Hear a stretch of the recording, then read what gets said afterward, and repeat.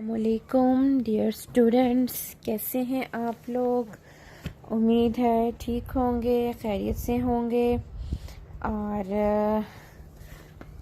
आज आपका इस वीक का जो है ये सेकंड लेक्चर है।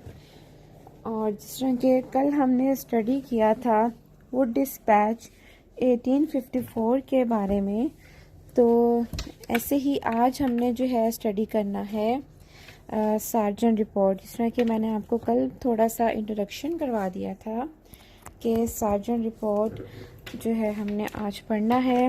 और जो है ये भी उन्हीं ही जो एजुकेशनल जो पॉलिसीज़ हम पढ़ते आ रहे हैं। जिस तरह से सबसे पहले लॉर्ड मैकॉले ने अपनी रिपोर्ट पेश की थी, उसके बाद जो है वो डिस्पैच 1854 का पढ़ा था आपने। देन जो है हमने पढ़ा नहीं, आज पढ़ना है हमने सार्जेंट रिपोर्ट के बारे में। और वुड डिस्पैच जो है वो पेश किया गया था 1854 को। और देन उसके बाद जो कि बड़ा एक जामे किस्म का जो है मरासला था, और उसमें काफ़ी मॉडर्नाइजेशन थी और काफ़ी एजुकेशनल डेवलपमेंट्स भी थी। उसमें बहुत ज़्यादा उसमें जो है पॉजिटिव चीज़ें थी, बहुत अच्छे अच्छे जो है इनोवेटिव किस्म के स्टेप्स लिए गए थे, इक़दामात जो है उनका जिक्र किया गया था, हम करेंगे। और देन लेकिन साथ साथ जो है जो एक चीज़ जो मुसलमानों को डिसअपॉइंट करती थी वो ये थी, उनका ये ख़दशा था कि शायद हम इस्लामिक एजुकेशन जो है उससे हम दूर हो जाएंगे। हमने अगर अंग्रेज़ों की जो है लैंग्वेज बोलना शुरू कर दी, उनके कल्चर को हमने अडॉप्ट कर लिया, तो हमारा कल्चर, हमारी लैंग्वेज, मशरक़ी एजुकेशन जो है, हमारी सकाफ़त, हर चीज़ जो है ख़त्म हो जाएगी। और वाकई में ऐसा ही था। अंग्रेज़ों का जो मिशन था वो यही था कि उन्होंने जो है यहाँ पे ईसाईयत की तबलीग करनी थी और इस्लाम का जो है उसके नज़रियात, उसके अफकार को जो है बैकवर्ड जो है करार दे दिया। उनकी पूरी कोशिश रही है उसको बैकवर्ड साबित करने की और अपने सिस्टम को मॉडर्नाइज साबित करने की। और क्योंकि उनका टारगेट ही यही था कि उन्होंने यहाँ पे जो है रूल करना है। अब रूलिंग के लिए ऑब्वियसली वो ख़ुद तो रूलर्स थे, तो उनको अपने अंडर जो है काम करने के लिए लोग चाहिए थे, मुलाजिम चाहिए थे। तो उनकी उसी तरह का ही जो है एजुकेशन सिस्टम उन्होंने हमारे बरे सग़ीर में हमारे लिए मुतारिफ़ कराया था। उसी की आज ये कड़ी है सार्जेंट रिपोर्ट। तो सार्जेंट रिपोर्ट जो है ब्रिटिश गवर्नमेंट ने 1954 में हिंदुस्तानियों के लिए एक नई एजुकेशनल पॉलिसी बनाई, जिसको हम सार्जेंट रिपोर्ट कहते हैं।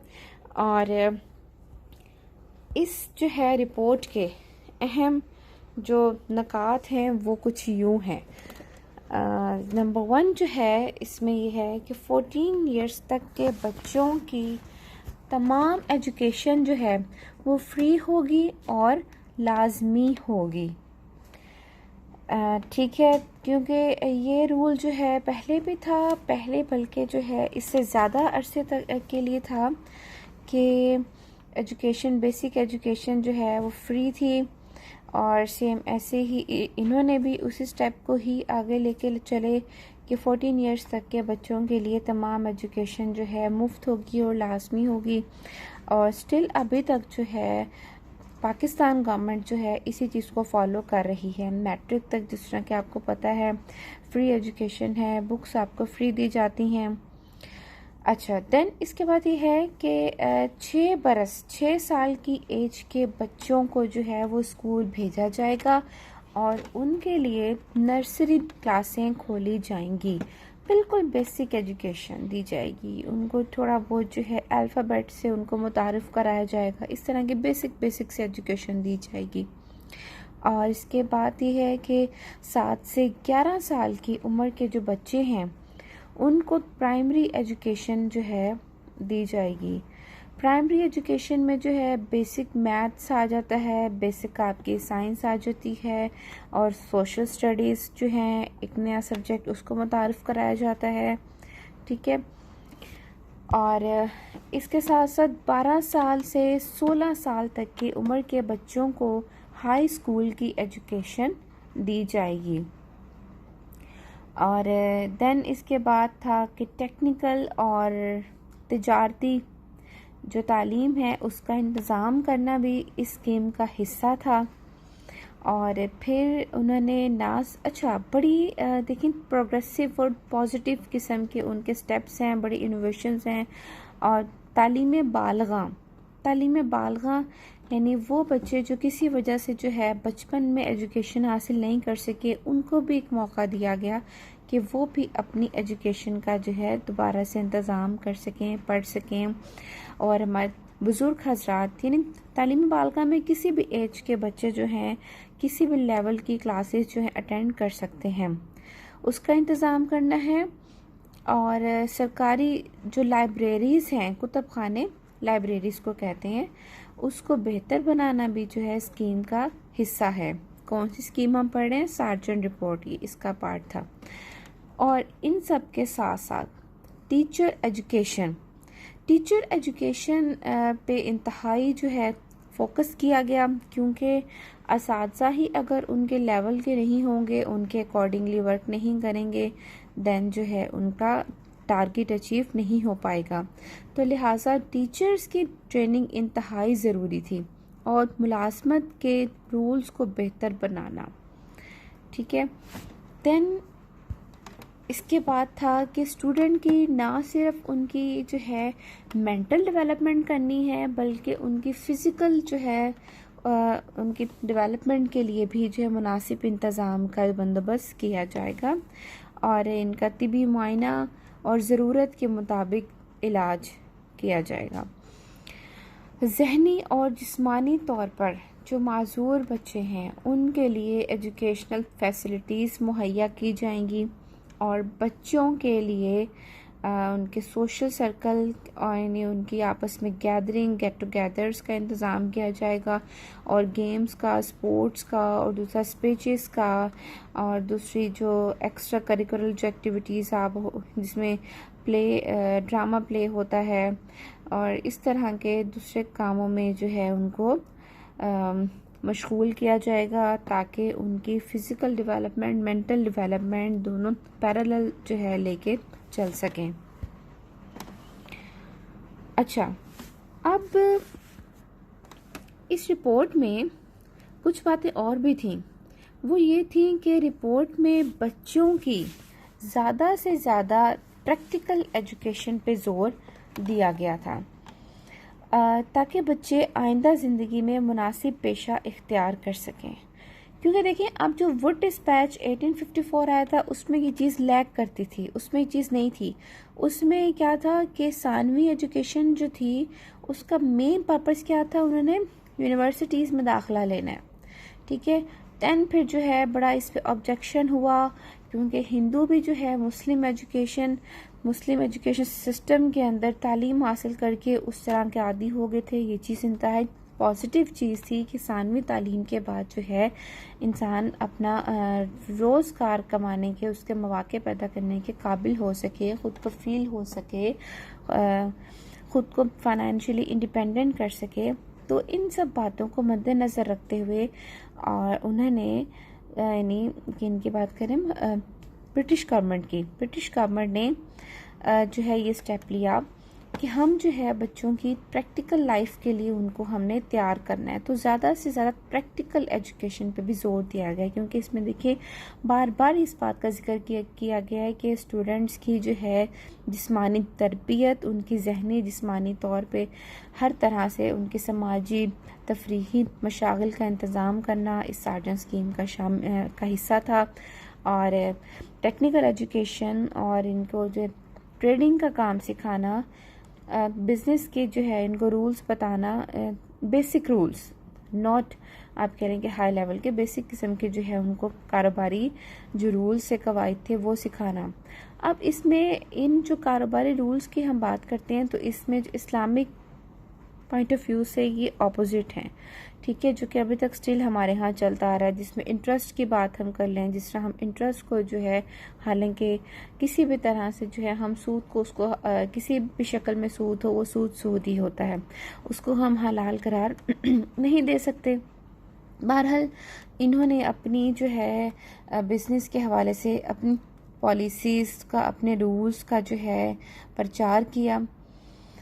तो हमारी बुनियादी एजुकेशन मुकम्मल करने वाले स्टूडेंट्स जो होते थे, उसमें से सिर्फ जो इंटेलिजेंट बच्चे होते थे, जो अच्छा स्कोर करने वाले बच्चे होते थे, सिर्फ उन्हीं बच्चों को हाई स्कूलों में दाखिले का हक दिया गया था। और जबकि ये चीज़ मुस्लिम एजुकेशन सिस्टम में ऐसे नहीं थी, उसमें हर तरह के बच्चों को जो है एजुकेशन हासिल करने का हक हासिल था, लेकिन आगे उनको नौकरियां मेरिट पे दी जाती थी। और यहाँ पे क्या था, सार्जन रिपोर्ट के जो अकॉर्डिंगली सिर्फ इंटेलिजेंट बच्चों को हाई स्कूल में दाखिले का मौका दिया जाता। तो इस तरह हाई स्कूलों में एजुकेशन हासिल करने वाले स्टूडेंट्स की तादाद कुल स्टूडेंट्स की तादाद का सिर्फ 20% रह गई।